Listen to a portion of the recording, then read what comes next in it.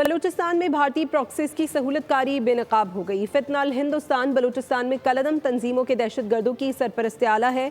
Security ज़राए का कहना है भारतीय खुफिया एजेंसियां प्रॉक्सीज को फंडिंग करती हैं। मार्का-ए-हक ऑपरेशन बुनियानुम मरसूस में तारीखी शिकस्त पर मोदी सरकार बौखलाहट का शिकार। बलूचिस्तान में भारतीय प्रॉक्सीज की सहूलतकारी बेनकाब हो गई। सिक्योरिटी ज़राए का कहना है कि भारतीय खुफिया एजेंसियां प्रॉक्सीज को फंडिंग और ट्रेनिंग देती हैं। भारतीय स्पॉन्सर्ड प्रॉक्सीज के कलअदम तंजीमों के इलाज मुआलजे के साथ साथ सरकारी रवाबित भी कायम हैं। यही वजह है कि भारतीय चैनल्स के एंकर्स ने हुकूमत को मशवरा दिया कि दहशतगर्द कलअदम तंजीमों का दफ्तर दिल्ली में होना चाहिए। साबिक निगरान वज़ीर इत्तलात जान अचकज़ई कहते हैं कि शिकस्त खुर्दा भारत अपनी प्रॉक्सी फितना अल हिंदुस्तान के जरिए पाकिस्तान में दहशतगर्दी करवा रही है। स्कूल के मासूम बच्चों को निशाना बनाने वाले दहशतगर्द भारतीय एजेंटों का जल्द मुकम्मल सफाया हो जाएगा। दिफाई माहिरीन ने फितना अल हिंदुस्तान को खित्ते की सलामती के लिए खतरा करार दिया है।